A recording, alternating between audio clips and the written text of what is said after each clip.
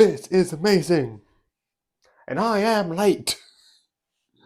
So yeah, uh, I like this. I think this is really good. Uh, I so full acknowledgement. One, I don't think I'm pretty sure I reviewed season one. It's not on YouTube. I checked. I think it's on TikTok because there was a time period between where I uploaded on TikTok, but not on YouTube.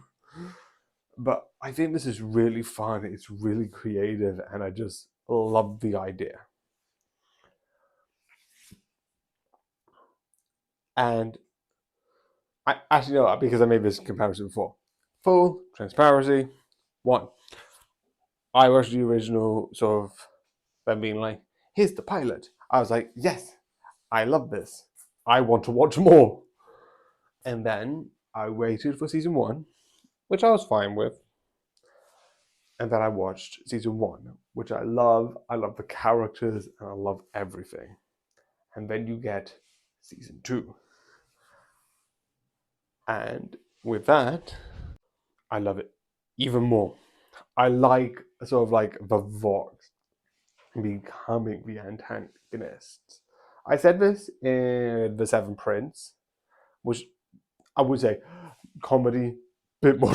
This has a bit more drama than I reincarnated as Seven Prince. Both series I like, different reasons. But with that one and this one, sort of flipping the script, kind of in reverse, which is kind of interesting. I'm doing parallels. But the Seventh Prince, I reincarnated as Seventh Prince, which I know a lot of people are going to be like, well, that's not as good as an isekai. Isekai means bad. But they started sort of like dealing with a lot of enemies being demonic. And then season two dealt with angels. Well, this one did the opposite. They sort of had a big angelic, with literally being a more Christian version of some of the angels, um, villains, and then switching it to the demonic villains. Which again, I like. I like the idea of going taking one to the other. And I like that idea generally, switching angels and demons around because it's a fun idea and a cool parallel. It also has a lot of connection to the last season by being like, we're going to stop the thing about you killing them. It's like, it's fun, it's cool, and it's really amazing. It looks fun and so dramatic. And that's why I love this shit. It's cool, it's entertaining, and yeah. So yeah, like I said, this is fun, this is entertaining, and it's 100% a blast. I definitely like the characters. I definitely like seeing where this is going because I don't know where we're going to go next. I think there are some ideas that are going to pull up.